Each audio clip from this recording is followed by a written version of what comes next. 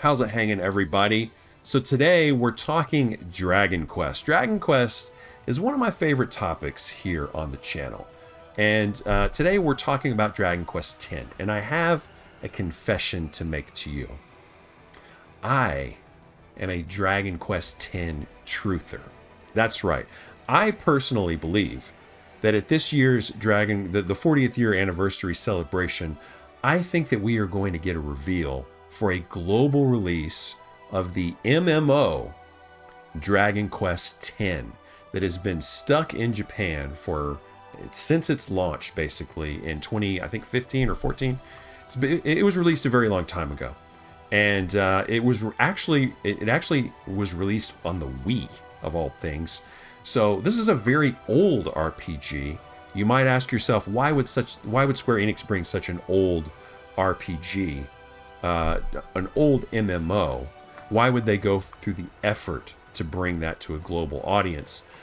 Well, I have some reasons. I'm going to give you 5 reasons why I think that this is a pretty good chance that we're going to get it. Now, I'm not saying this is not a promise. This is not based on any kinds of leaks or insider presumptions or anything like that. No, this is just my own little hunch that I'm going to take you guys along on this little ride with me. So first up, we've got a little visual aid here from Reddit.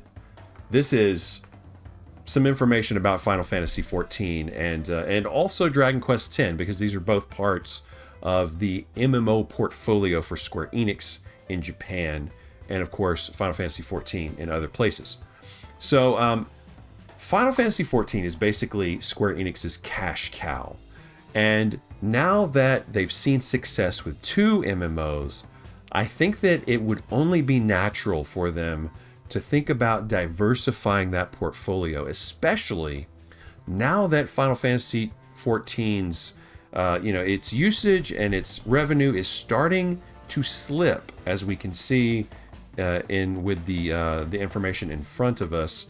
It's not quite as rosy as it once was for Final Fantasy XIV, but it is still a long-term success and a very steady moneymaker for Square Enix. And they would be foolish to not consider other potential MMOs either now or in the future. Now, of course, they could roll out a new Final Fantasy MMO. They could roll out a new Dragon Quest MMO.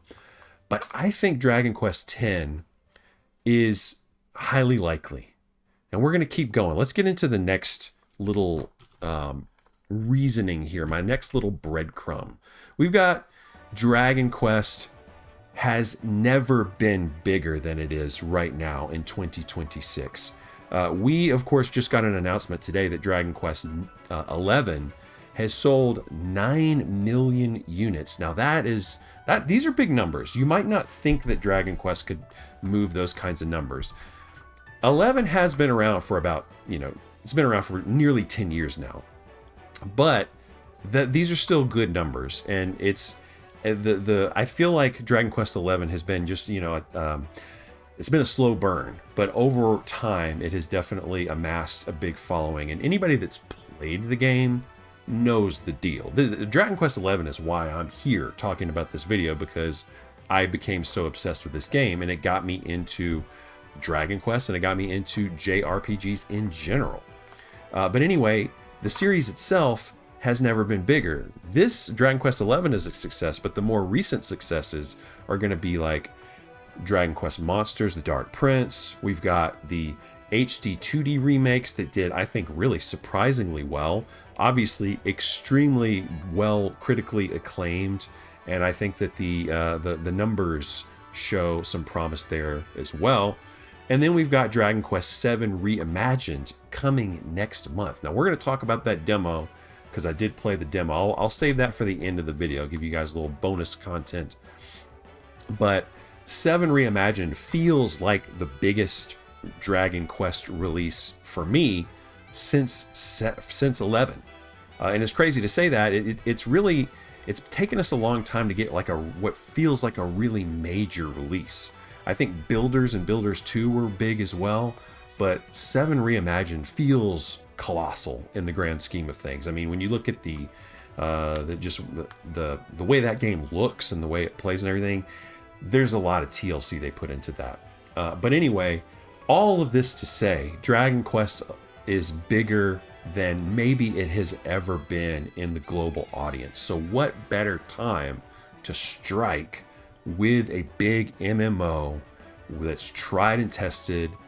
It's got years of content that they can roll out at a leisurely pace to the global audience. I think it's maybe not a surefire thing, but certainly something that the Dragon Quest team and that Square Enix have to be thinking about. Okay, next up, we've got, of course, the 40-year anniversary. And this is just a simple one. My number 3 is basically that just there's a 40-year anniversary. I think they want a big announcement with this anniversary. And, you know, they're not going to really match the announcement of Final Fantasy 11. Now, they could give us a really good trailer for that game and a release date of this year, and that would be huge, but that's still not a reveal. Dragon Quest X would be a reveal, my friends. That would be a monumental moment for the series and for the fandom in the United States and Europe in particular, because I think those will be the target demographics or the target regions for a Final Fantasy X. So that one's just kind of speaks for itself, right? There's a 40th-year anniversary. They're going to have a big stream. I personally think that there's going to be an announcement, a global announcement. Next up, we have basically the fact that a Dragon Quest X global release would be relatively low risk because, like I said, it is a tried and tested RPG. It has a very dedicated fandom in Japan. And so really the only big challenge is localization, because they have a global infrastructure for Final Fantasy XIV. They can piggyback off of that infrastructure for Dragon Quest X. Right here, we're just looking at the the Final Fantasy XIV support page, and it says all of the regions in which you can play Final Fantasy XIV. Now, a lot of these don't necessarily rely on like regional data centers all over the planet, but assuming that you can get a decent internet connection wherever you are, and assuming that you can make a Square Enix account in one of these listed regions, then you're good to go. So I think this speaks to the infrastructure that they have set up in the different continents and everything for this game. And I think that they can just use this same infrastructure for Dragon Quest X. I'm not sure why they wouldn't. But that leads me to my last one. My last breadcrumb that we are hopefully going to get Dragon Quest X online is that there is an offline version of the game. And by the way, this game was localized into South Korean and Chinese. A lot of people don't know that.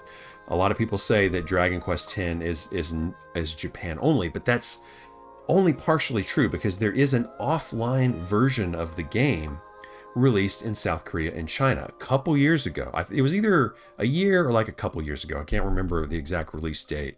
But here's what I'm thinking with this, guys.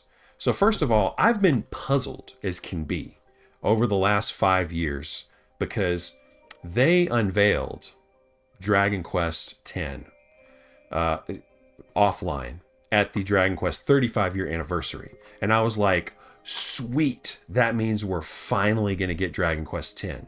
Because if they're making an offline version, of course, they're going to localize it into English, and then we will all be able to enjoy it. But that's not how it's played out. And I can think of only one good reason for that. And that is that they have offered this offline version to these two territories, South Korea and China, because South Korea and China may be getting left out of the global release of Dragon Quest X. Now, I think that China kind of speaks for itself.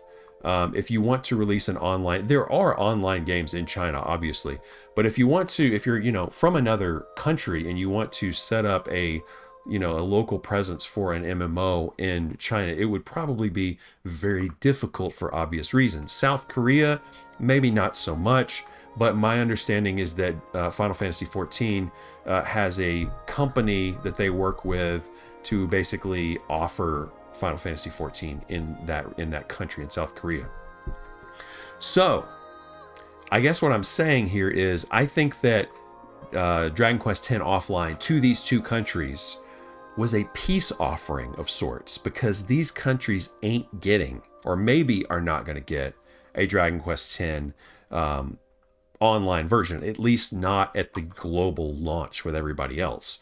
So this is Square Enix's way of saying, hey, look, we're sorry we left you off the global release, but please look over here. We've got this offline buffet for you. Please enjoy, that kind of thing. So anyway, by the way, did you know that there is a way to play Dragon Quest X in English?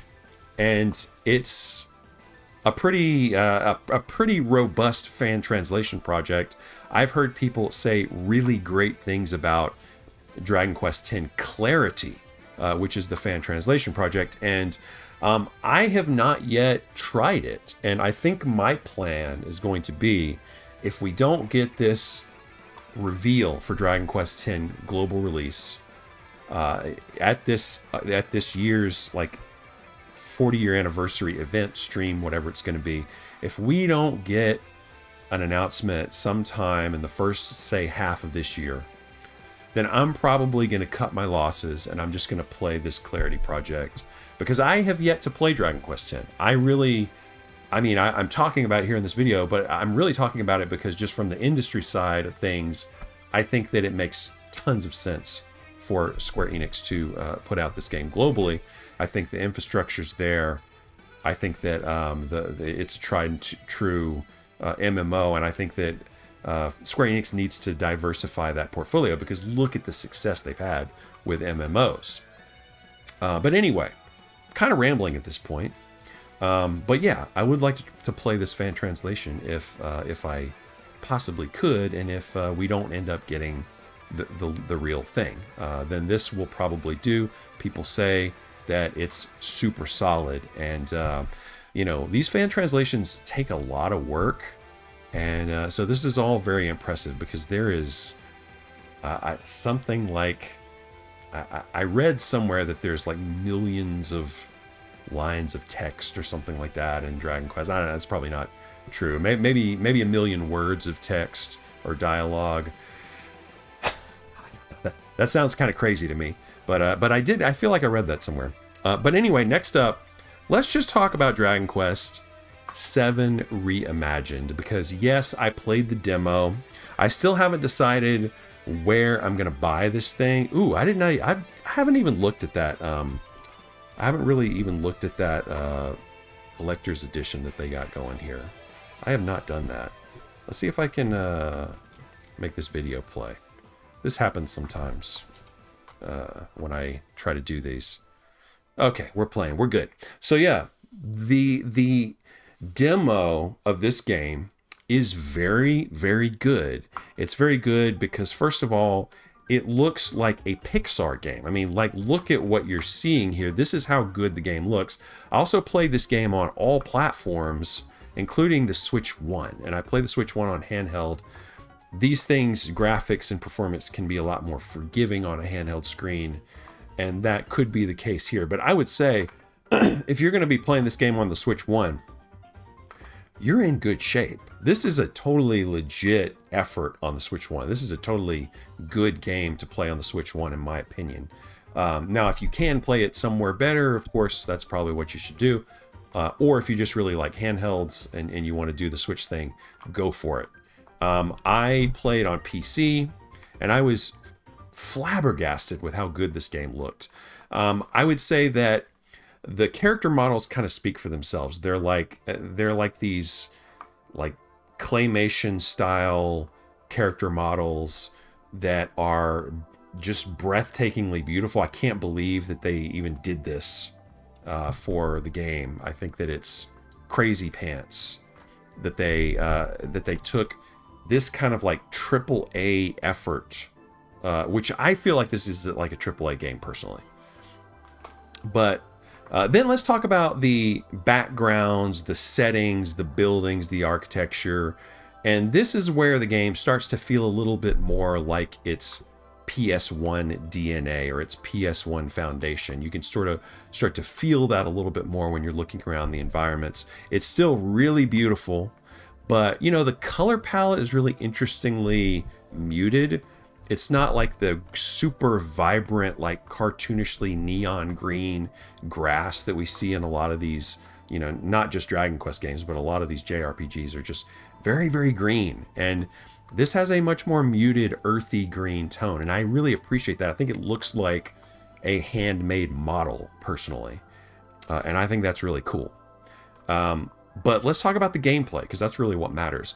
The game, you know, this demo is very much, it's very much like a, how do we want to say it?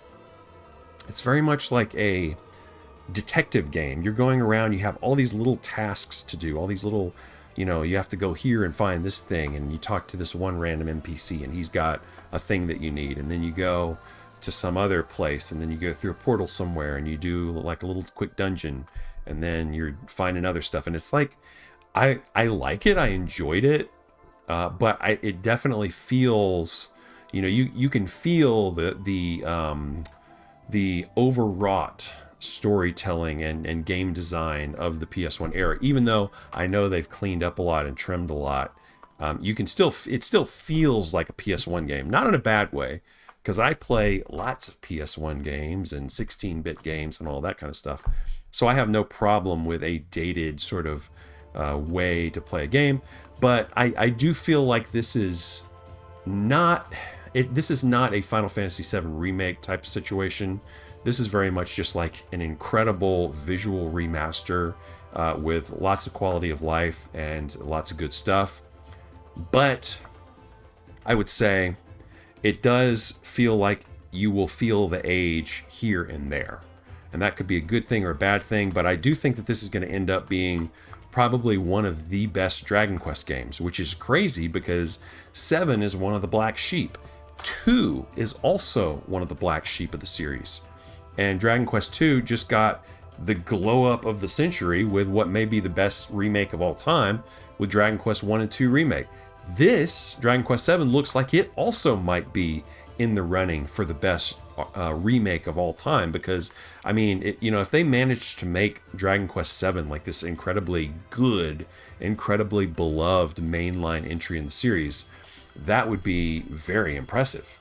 But anyway, guys, I think I'm going to leave it there. I'm very excited about Dragon Quest VII, but I'm also very excited about the prospect of Dragon Quest X. And I say, if you're a truther like me, don't give up hope. One of these days, hopefully this year, we're going to get that announcement. And with that, guys, have a good one.